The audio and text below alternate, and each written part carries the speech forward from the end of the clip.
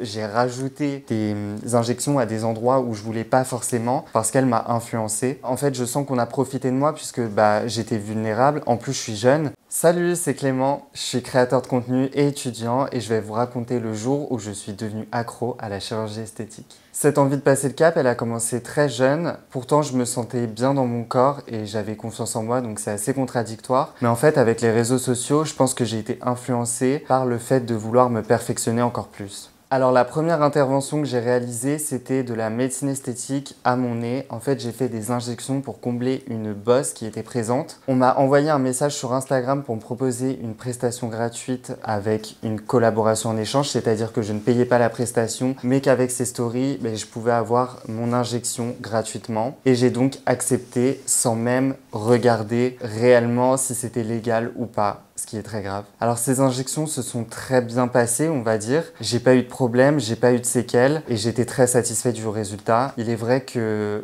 quand on est satisfait, on fait que de se regarder dans le miroir et je me sentais mieux et plus à l'aise dans mon corps. Et je me suis dit, ça s'est très bien passé, alors pourquoi pas continuer? En plus, je ne paye pas. Je voulais que les injections se voient en fait sur mon visage. Alors la deuxième étape, ça a été les lèvres. Je ne sais pas pourquoi, j'avais déjà des lèvres plutôt volumineuses, mais j'ai décidé de le faire quand même. Ces injections se sont plutôt bien passées, on va dire. Juste, j'ai eu des boules au niveau des lèvres et qui ne partaient pas. Ça me complexait énormément parce que même quand je me prenais en photo, j'étais obligée de retoucher les boules. Et donc j'ai décidé par la suite de faire combler les boules avec des injections, donc en fait en rajouter pour en rajouter. Ensuite, j'ai continué avec la jawline, le menton. J'ai fait aussi quelques injections de botox au niveau des sourcils. Pour la jawline, ça s'est mal passé. En fait, c'est des injections qui consistent à injecter ici pour pouvoir redéfinir la mâchoire et la masculiniser, on va dire. Donc moi, c'est le résultat que j'attendais. Or, l'aiguille s'est cassée quand elle m'a injecté dans la mâchoire, c'est-à-dire qu'en fait, on place une canule ici et qui s'est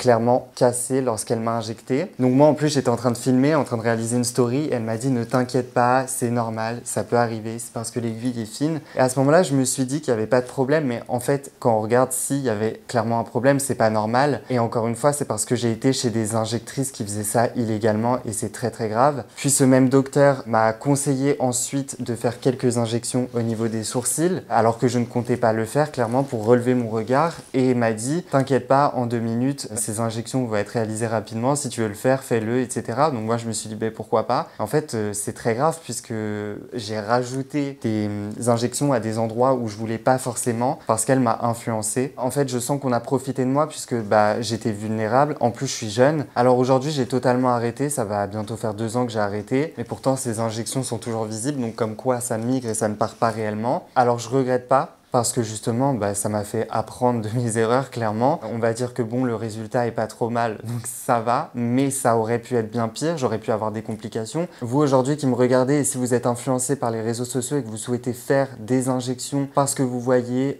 des influenceurs ou je ne sais quelle personnalité qui est refaite, dites-vous à l'avance que ces personnes ne sont pas parfaites, utilisent des filtres. On a tous des défauts et c'est normal, c'est ok d'avoir des défauts. Certes, si on a un gros complexe, la chirurgie ou la médecine esthétique peut être bien, peut être une bonne solution, mais elle doit être prise avec des pincettes, elle doit être réfléchie à l'avance et pas faire comme moi, à sauter le pas comme ça sur un coup de tête. On peut vite tomber dans une sorte d'addiction en fait qui peut vous pousser à en faire encore et encore. Il peut y avoir des conséquences très graves sur votre santé. Surtout pas se laisser influencer, surtout pas aller voir ce genre de médecins qui ne sont pas des médecins qui réalisent ce genre de pratiques illégales et de pas prendre la médecine esthétique ou la chirurgie à la légère.